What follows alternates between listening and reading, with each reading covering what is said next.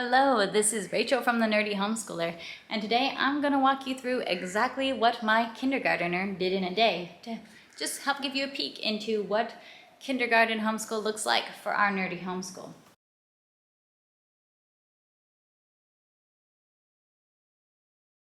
Now, my kindergartner is at the beginning of first grade math with confidence.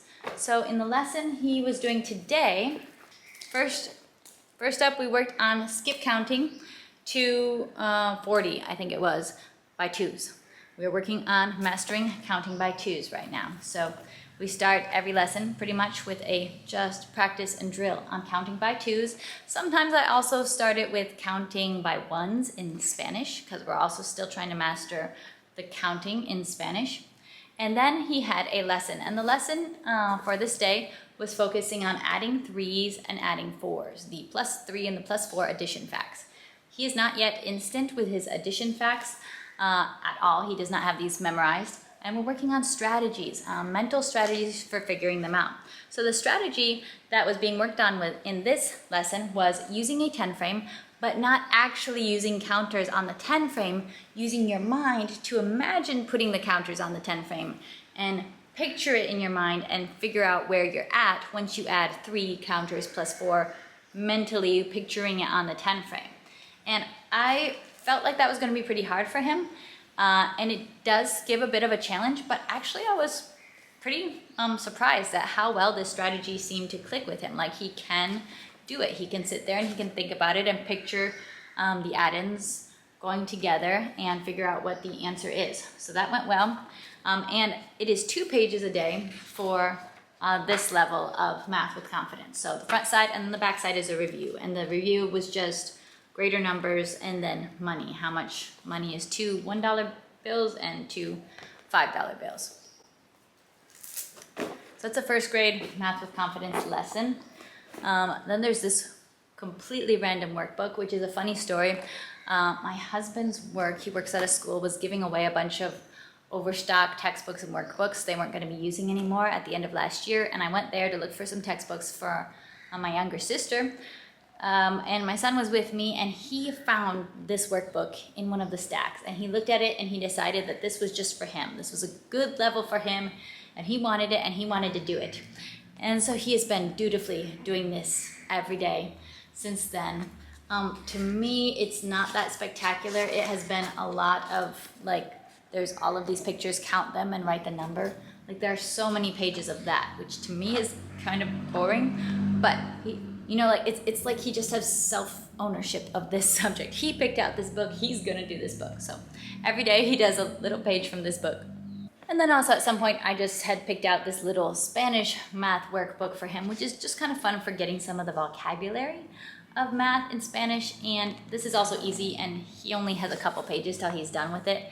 But this day we did just matching cilindro, pirámide, and cono, like the 3D shapes in Spanish, but it's just a little bit of exposure to these Spanish terms.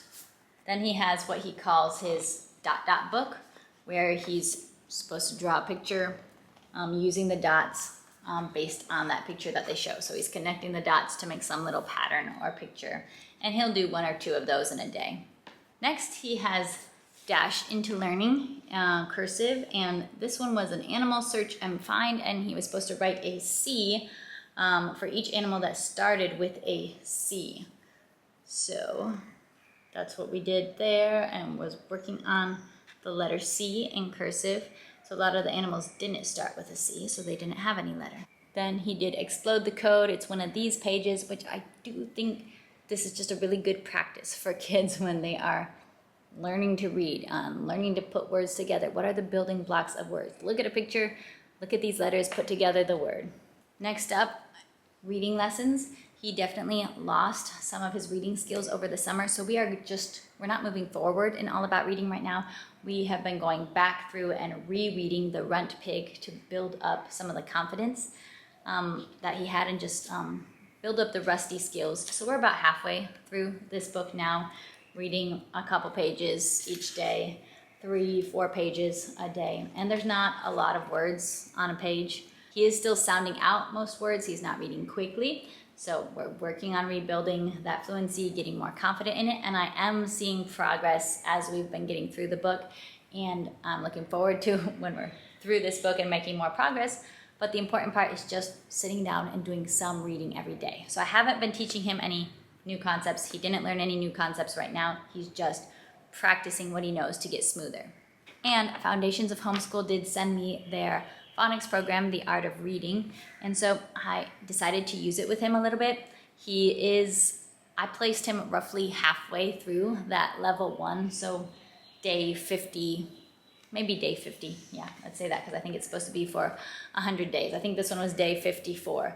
And there was a little activity of read these words and put the bug in the jar. So you're catching bugs in a jar. He really loves bugs right now, so he really liked this activity.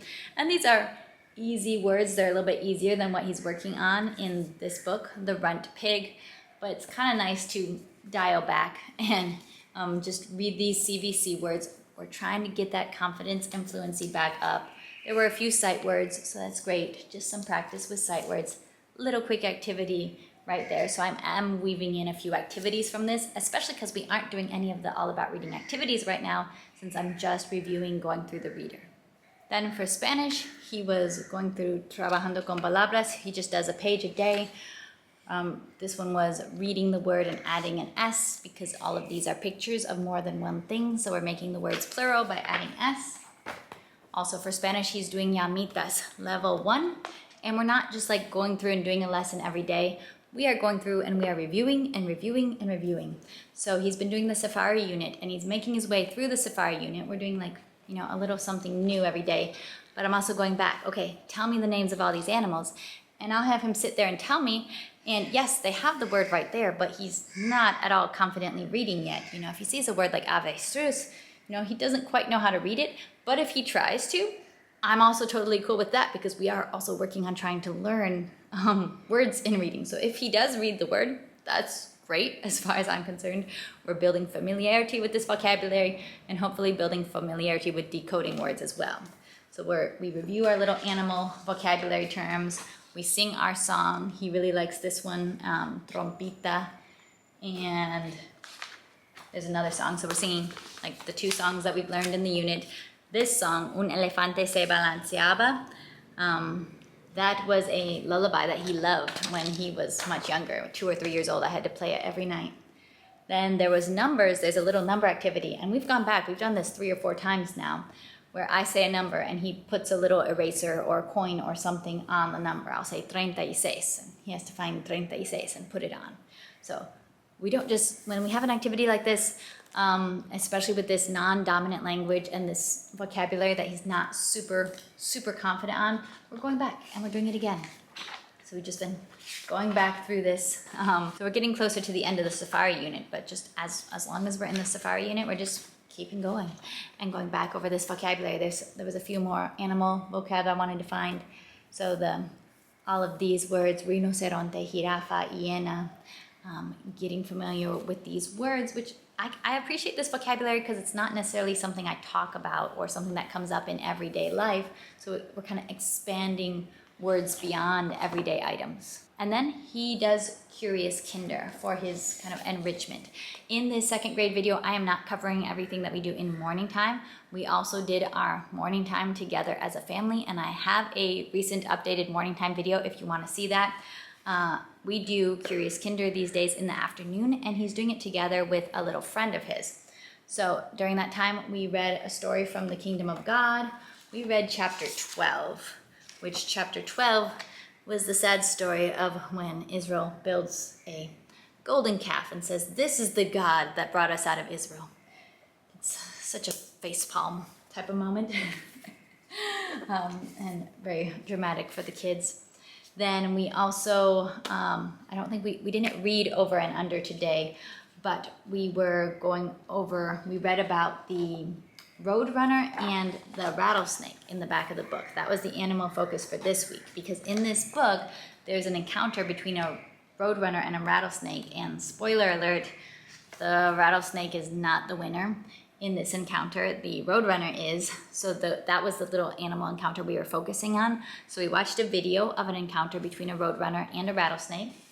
Then we use these little cutouts from the student book to act out an encounter between a roadrunner and a rattlesnake. And because I have two little boys doing this class together, my son as well as his friend who is the same age, then this was just great and very dramatic and potentially slightly violent when they were acting this out. And we also read our book, Wonder Walkers, which the reaction of my son and his friend to this book has been kind of funny because they laugh at this book a lot. Because this is two kids wondering while they're having a walk. Do mountains have bones? Are forests the mountain's fur? Are trees the sky's legs? And they have, is dirt the world's skin? They have all these questions. And my son and his friends find this book maybe less poetic and more amusing and funny, which has been an interesting reaction to me, but they are definitely enjoying it and saying, like, we love this book, yay, I can't wait for this book, it's my favorite. So that has been kind of fun. But that is a day of kindergarten. No one of these lessons takes a long time. These are short and sweet, and they're all targeted toward the skills that we're really working on building right now. All right, I will see you next time for more nerdy homeschool videos. Feel free to leave me any questions or comments in the comment section down below. I love to chat with you. See you later.